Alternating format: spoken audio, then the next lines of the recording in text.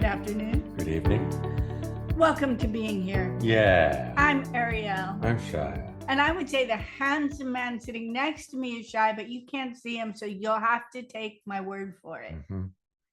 It's gonna go. Yeah, Shya's been growing a beard, but it's starting to bother him. So if you were to see him now and see him in a few days, you'd probably see a different dude. Tastes like chicken. Tastes like chicken. So when I was a kid, I grew up in a Jewish family, and there were certain dietary restrictions. Mm-hmm.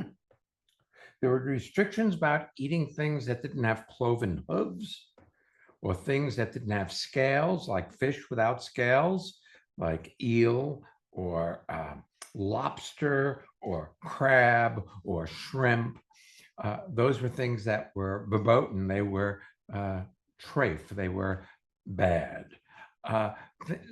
Things like pork were bad. Things like chameleon or alligator were bad. Like frog's legs would be bad. Some of you are all going, oh, yeah, I agree with that. But frog's legs, or snail, escargot, all that was verboten. So whenever anybody asked what frog's legs tasted like, it was, it tastes like chicken. Everything that tastes like chicken. Well, you can do that with your life. You mean shave off the nuances by comparing? Well, just everything looking like what you know, rather than discovering what else is out there, how you can be. See, here's the thing. Our approach is not psychotherapeutic. I should probably first talk about listening. See, because otherwise you won't hear what I'm saying. So maybe I'll talk about listening. Okay, you talk about listening. It is possible to notice that you have a stream of conversation in your mind and just let it relax so that you can hear what I have to say right now simply because I am saying it, and you are listening to this podcast so you can hear it. You don't need to do anything extra. You don't have to apply it to your life. You don't need to agree or disagree with what's being said. You don't have to make plans for the future out of something that you discover today or any of that. It's about listening, simply listening. You're now in the relaxation zone, should you wish, where you just hear what we have to say, what our guests have to say. And don't do anything with it. How's that? Our producer, we get to see each other before we start because we're on Zoom and we have the video aspect on. And we got to see his newly painted walls. They're like bubblegum pink. They're really beautiful. And I often think of it like bubblegum. Bubblegum, you chew it. It tastes really good. It has no particular nutritive value. So get rid of, it could hurt your teeth. It was a good thing, bad thing, what you got to do as a kid. And why not just let this episode be fun? Dare I say fun? All right. Okay. So our approach is not psychotherapeutic. In other words, we're not looking at your past as the cause of anything that's happening in your current moment. That's the first thing. We're not blaming anybody or anything for why you are exactly the way you are right now. Not even you. We're not going anywhere. Our approach is anthropological. An anthropologist studies cultures. Each one of us were born into, that includes you, of course, if you're the listener, we're born into an ongoing culture where you learned how, and that culture created a context for your life, like a bowl which holds all the information and all the ways you relate to life. So it is the matrix, if you will, for your life, so that you see through this matrix. What isn't in the matrix, you do not see. So I am somewhat to quite deaf. So I have hearing aids. Now, we have a scale, a bathroom scale, that when you step on it, it beeps. Except when I'm not wearing my hearing aids, I do not hear it beep. When I put my hearing aids in, it beeps quite loudly. So that is a frequency that exists, but not to me without hearing aids. Well, maybe there are things that exist outside what you know, the knowing of which would transform your life, would have life be magical and fun and joyous, if you will, but you have to let go of being right about your past and those things in your past that you blame for who you are today. That's about the basics of it. Well, since we've done the basics, We can take invite a our guest. first guest. Yes. Oh, Uli, so happy to have you with us. Please tell people where you're zooming in from. Hello, this is Uli, and I'm zooming in from Oberrat, which is close to Cologne in Germany. Awesome. Nice to have you with us today. Yeah, thanks for having me. I have a question. When thinking of comparison, I thought of work, and I run my own agency. I'm a conference interpreter, and when I have enough work, when I'm busy enough, I usually don't compare myself that much because I have a lot of work to do. I'm busy. But when I don't have enough work, that's when I start comparing myself to other players in the industry, let's put it that way. Okay. And let me stop you here because yes. it's very good what you're saying. You go any further, we're going to get lost. But you see, what you're talking, that you remind me of the three principles of instantaneous transformation here. How so? First principle is anything you resist, you get stuck with. You don't want, you don't like. Anything you say no to, that persists in your life. Second principle, no two things can occupy the same uli at the same time. So when you're busy at work, your mind is not thinking about other things because you're busy at work. But when you're not busy at work, the automatic nature of your mind starts complaining and finding fault with you and finding fault with how you're going about your life. Yes. You're normal. That's what happens with normal people. That's the second principle. And oh, the other thing is this: you can only be exactly as you are in the current moment of your life. Mhm. So in this moment, are you complaining? No, I'm listening. That's right. So when you're listening, when you're engaged in what's going on in your life in the current moment, you're engaged, you're listening, you're looking, you're being where you are. But when you go on idle, when the car goes into neutral, Yes. then these other thoughts show up. So one thing I could tell you is, stay engaged in what you're up to in your life. Now, I know since you're an interpreter, AI probably drives you crazy. Yes. Worry about your future. That's true. Let's just pretend for a moment that this moment is perfect, okay? Mhm. And you can't do it wrong, Okay. okay? When your life needs a shift, it will, because it will perfectly shift. And the next thing that you need to do or say will show up. If you're here, Mhm. if you're lost worrying about the future, first off, the future doesn't get here a moment before it does, and you can do nothing about it. And then there's your past actions that you could worry about. I should have, but you can't do anything about that because that's done. Yes. So why not enjoy your life? Yes. I mean, yes. Why not, Um, Uli, why not have fun? I know it's irresponsible, it's not grown up and all that. I do have something I've noticed from our business over the years. We've actually been in business for almost 40 years, Uli. And one of the things I noticed about being busy, not being busy, is sometimes I'll bet this happens to you when you get really busy, you're like, okay, that's enough. In a way, your that's enough gets played out a little bit down the road, and then you're not busy.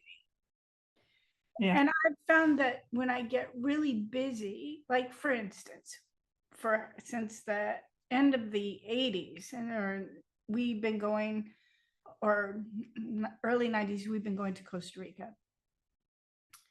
And yeah, sometime. So we do courses. seminars, a week or 2 week long seminars in Costa Rica, and have been doing that in the middle of the winter when it's cold in the Northern Hemisphere. In the early years, I handled pretty much everything. I know Shya did as well, but since computer is one of my happy places, so I would book the buses, the hotels, manage the food. I do all the details, and it always got very complex. And it was like I'd be heading for that thing, and I would get to the thing, would do the thing, and then would come back and would realize our business actually kind of fell apart because I forgot that there was a February, a March, and an April coming, and that I wasn't taking care of the people who were left at home who didn't make it to Costa Rica that year. So I've been including in this moment, making sure I manage being appropriate for the future rather than just closing my eyes and say, well, I have all this work now and I'm going to do it. And, that'll take care of itself, because it doesn't. And I don't know what you do to support people, calling to give you work. I do know you're extremely talented, and it's fun sometimes to get WhatsApps from the control booth when you're at a big convention or something. But I have a feeling, even if it's just sending mental love notes to your clients saying, I'm going to be free starting next week. If you got something for me, I'm here. Like, put yourself back on the radar when you are available. Okay. Got that. I was suspiciously close to advice. And we don't like to give people advice about how to go about their lives, because you see, we realize, Uli, that you are a genius and you can handle your life perfectly when you're not lost in an upset. mhm. And when you get into the current moment, the upsets don't run your life. You do. But if you're lost in your upsets, you're never in the current moment. So you really can't take control of the wheel of your life, because you are out of sync with the current moment. You're outside the current moment in the upset of worry and fear about a future that hasn't arrived.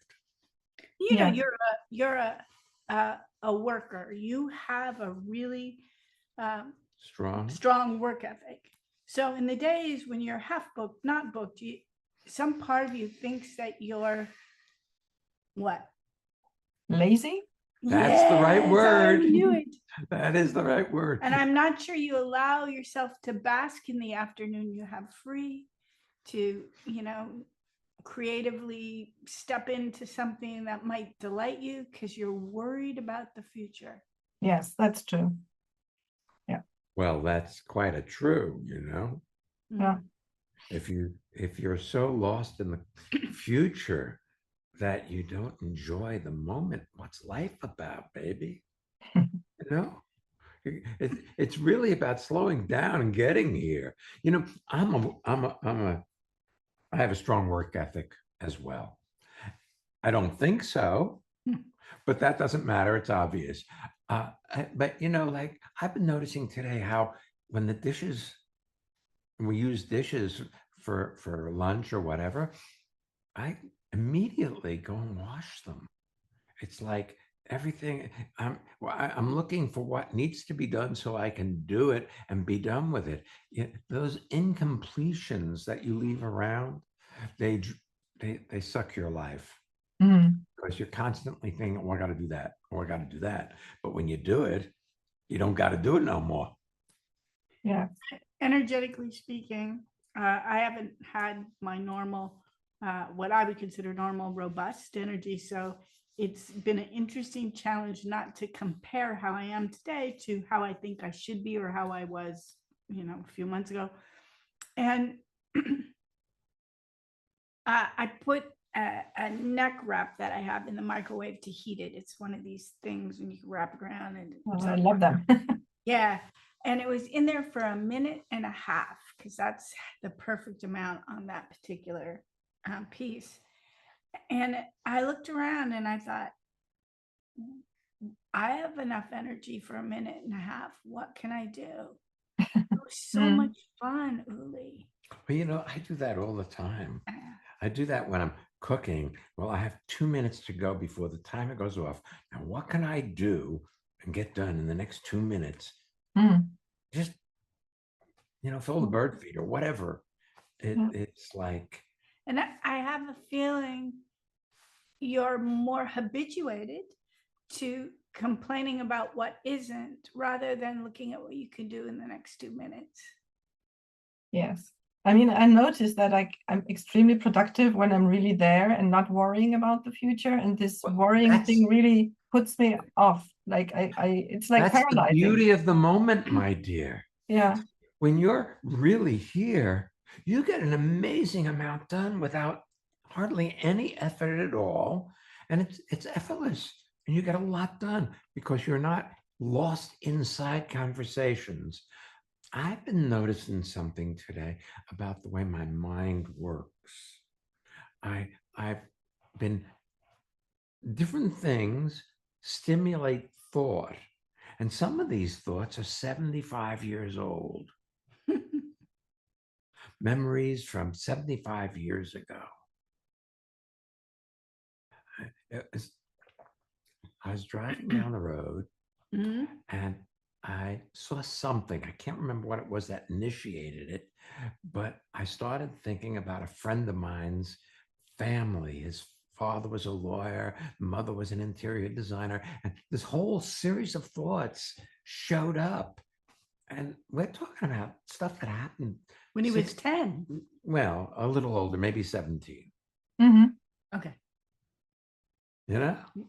But I'm 85. So that's quite a, you get distracted. You follow thoughts and you get distracted, and that's not bad. All you have to do is bring yourself back and not stay in those thoughts. I want to talk for a moment. But if you don't recognize Sorry. you're in those thoughts, you stay there. You have a choice when you bring awareness to how you're being, then you can do something about it or not. I tend to think that it must serve me something somehow, staying there. But Well, I want to talk about the difference between change and transformation for a minute. Change is always getting somewhere. It's linear, it's progressive, it's got the dichotomies good, bad, right, wrong. And it takes place over time. Transformation is intuitive rather than logical. It's what is. It's about the isness of life. And it happens in an instant, not incrementally like change, but in an instant. It's like an electron jumping from one orbit to the other. It doesn't happen in time. It just happens instantaneously. mhm. when you just talked about how when you're really here, this doesn't happen. And then when you're not here, you have all these thoughts. You were talking about it in a change modality, problem solution. I have this problem. I have these thoughts that overtake me or I get consumed with. If when, that's always change. If I'm not involved, then this happens. Yeah. Mhm. At this point, you are savvy enough that you recognize that that thought process is a symptom, an indicator that you're not fully engaged. You may have preferences about what you engage in, but engagement relieves you. You said something that it must serve you somehow. Yes. And I can see that if there's something that's more challenging that you're avoiding, it's a lot easier to get lost in the minutia of life and the doing of tasks rather than be with that which is confronting. Yes. And Uli, Because it's familiar. Yes. Yes, you have internalized ideas, partly from the church, partly from your family, your culture, everybody, where you grew up. You know, you didn't grow up in a culture that had siestas in the middle of the day because it was so hot. You need to take that break, and that's just how it's done. So it may be easier for you to pick on yourself and have that kind of worry than it is to just take a break, because that makes you LAZY. That's right. The other thing is this. In your earliest childhood, you absorb the culture you grow up in. This is true for everybody. You absorb the language, but you also absorb the mindset of the people around you. And Yes. your parents, the preacher at the church you went to, the teachers in the school were all extremely driven and hard on themselves. and hard on themselves. And you pick that up as a way of going about life as the responsible way to be. You know, I have a strange thing about that. I'm like, God bless them. I mean, they were definitely doing their best. They did their best to provide for you, to teach you, to instruct you. Exactly. You know, all those were really well-meaning people. And for you now to discover how to have well-being with consistency, they did their job. But that doesn't mean you have to live through what doesn't work for you.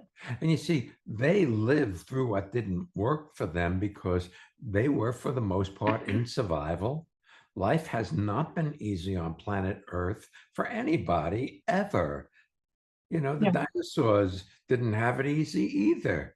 They were being eaten by other dinosaurs. So it was, you know, like life has always been difficult, but maybe it doesn't have to be if you're present to your life rather than worrying about a future that hasn't gotten here or a past you can't do anything about. It's a choice. One other thing. Yeah, please. I turned off my news feed on my phone, so it just doesn't show up anymore. So I don't get blasted by all the craziness that different people around our planet are doing, because I can't control that anyway. All that does is if I disagree with it, is upset me. So what should I, or I upset myself by going there. So I actually am volitionally, at choice, not doing those things that create upset in me and doing those things that are of pleasure or satisfaction or make a difference. Yeah. It's possible. Sounds But good. you have to be willing to give up being right, which is not so easy. And particularly for being right that you're wrong, because most of us think of ourselves as a fixer-upper project rather than. Hey, what? Sorry, I didn't get that. Most of us think of ourselves as somehow broken and needing to be fixed, just like you. And I have to give up being right that I'm broken. Like, then I'm wrong because I'm not broken. Okay. It doesn't. Well, you don't have to give it up. No, but it's a good idea. You see. Yes. Shya spoke about something earlier that created an image that keeps bobbling up. So I want to do it before we're done with it. Oh, yes. You talked about the culture you were born into is like a bowl that creates a context for how you see life. You may know what this is, Uli. I don't recall the name of it, but I know there's a Japanese art where they take broken pottery or cups or plates or bowls, and instead of throwing away the broken pieces, like now I have to get rid of my childhood bowl because I need, and they fuse it with gold and put it back together. So they create these incredible art pieces from what was apparently broken and is now enhanced with gold. So I get goosebumps because I kind of think that you're now including all those pieces of your life that you thought were broken pottery that you had to throw away. And if you include the moment, it all turns into art as opposed to something flawed. I like that. I like that too. Thanks so Thank you, much. guys. Yeah. What a treat. We were really, really happy we got to be with you today. Absolutely. Same here.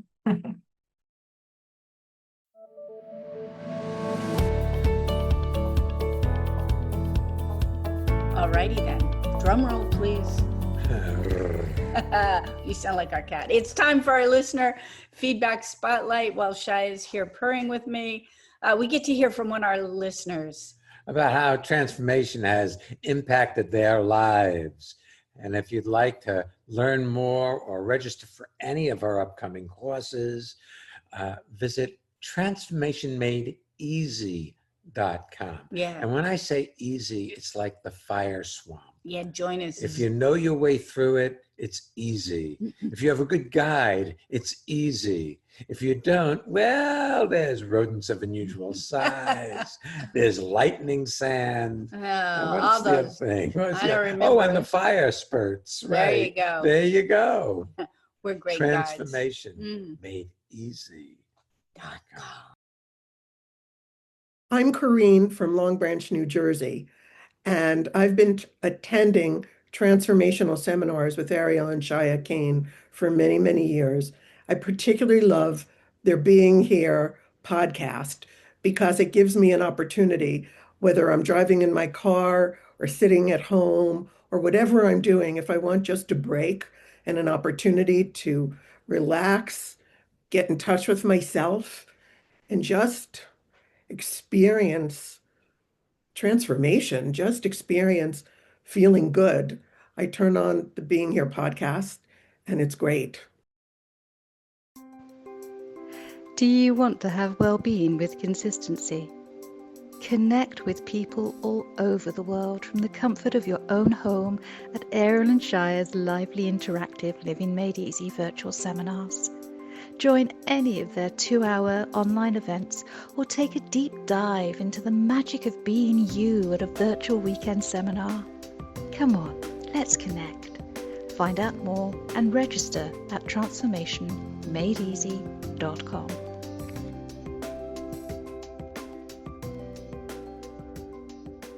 Today, we have a Living Made Easy 2-hour virtual seminar. It's from 1:30 to 3:30 Eastern time. And if you're listening to us in Central European time, it's from 7:30 to 9:30.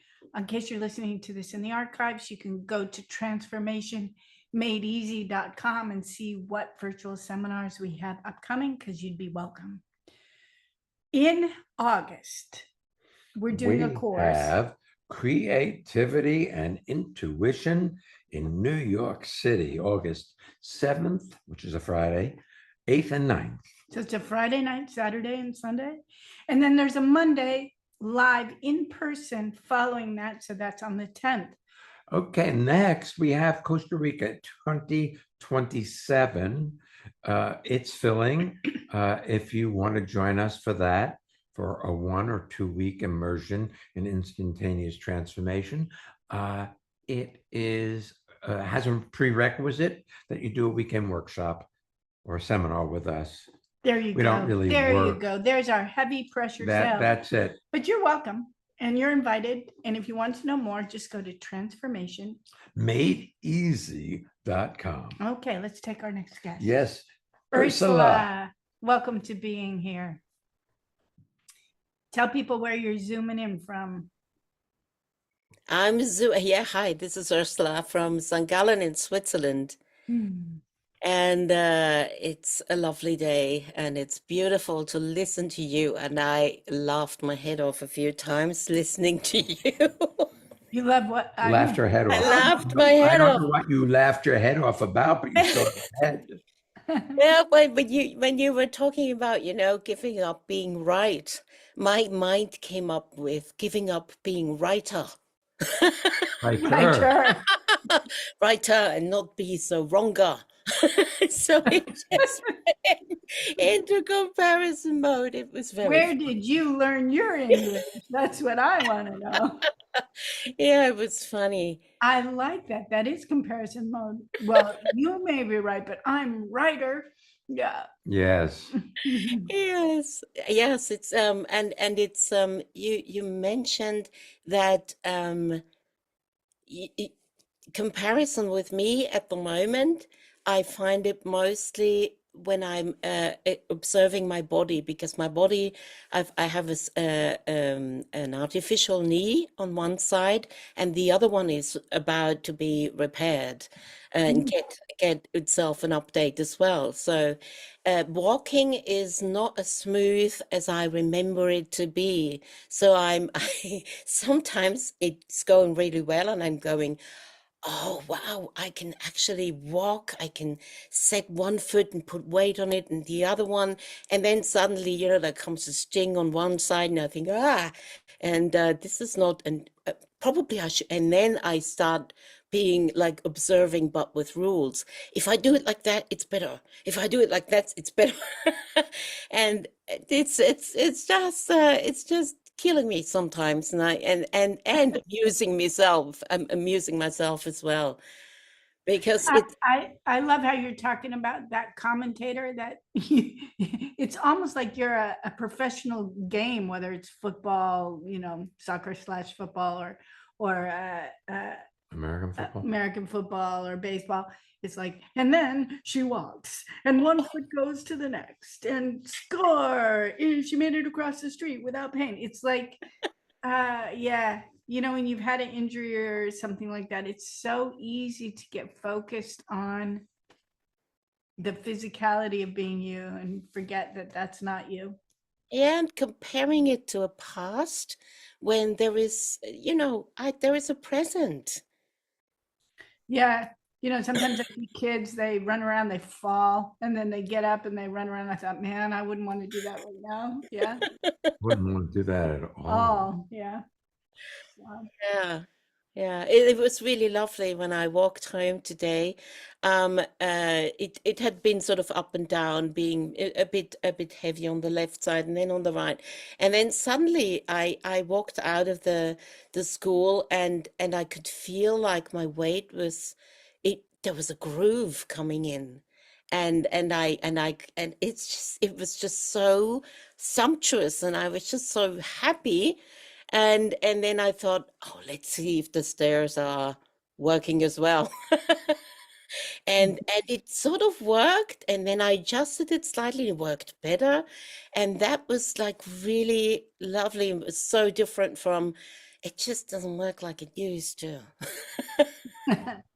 Yeah, in a way, What you're talking about is observing your movements rather awareness. than, or Yeah. awareness, neutrally, non-judgmentally, or being a critic of how you're doing. Yes. And in a way, it's a fine line. It's a huge distinction in how you experience yourself and actually what you're saying. But it is a fine line. It's so easy to slip into criticizing, but it's also equally easy, should you wish, to slip into observership. Yes, should I wish? Exactly. I want to just give you a thought or an idea, an observation I've had. I haven't currently been doing Pilates because I'm recovering from surgery, but I was really diligent with it up until then, and very proud of myself for going 3 times a week because I really, really enjoy it. And it's interesting, Ursula, because sometimes I'd go in there and I'd be crooked, and other days I'd be straight. And one day my arm wouldn't work, they'd be another day my hip would hurt, or and the thing that Lisa, our Instructor. talented instructor, yes, would often say is, we're different from day to day. We're just different. This is who you are today. And so it was always really profound when I met who I am today, as opposed to talk to myself about what worked or didn't work last week, Or who you should be. or who I should be. I love that idea. Yes. I mean, I've been taking seminars with you for quite some time, and it's just made such a difference in being here and then not being here and then being here again. And Well, that's true. You do get it and lose it. You know, when you get lost in an upset, start worrying about a future that hasn't gotten here yet, you're no longer in the current moment of your life. But the current moment is where your life is taking place, you see. So worrying about a past that you can do nothing about, or a future that you really can do nothing about either until it gets here in the current moment, is a waste of your life. yeah. And if you're wasting your life, that is your life. So good on you. You know, when he said that, that's not a judgment. Like, it's better if you don't waste your life. It's that, yeah, you're taking a break in the upset zone. That's all, you know. Whatever turns you on. Yeah, I love you guys. It's Love you right back. Yes, my dear. It's mutual. You know, when you said I've been coming to your seminars for quite some time, the content of what you had to say, yes, but the quality of your voice, I just thought, oh, I love her. Yeah. And so it's super sweet. Yeah, I've come to love myself too. That's Good. You're worthy of That's love. even better. yes. Yeah. Thank you. And it isn't arrogant. And it isn't prideful to love yourself. No, it's a reality. Well, I just saw your cat get up behind you, taking a stretch. There we go. Thanks for being with us today, Ursula. Yes. Thank you. Such a treat. And I just, this was rich, you know. We started with Taste Like Chicken, and Yes. here we are. It's quite exquisite. Well, that's like life, you know. You start somewhere and remember you end. You all can subscribe to the podcast. You can share it with your friends. We're getting ready in the next few weeks to be doing the countdown to our 1,000th episode. And if you tune in, you'll be hearing quite a few people talking about what their favorite episodes are, a conversation that made a difference, or one that they were on that had an impact for them. So that's upcoming. But next week, the episode is Nourish Yourself. So come back next week. We'll be back. Yeah, come on back. And don't miss being here.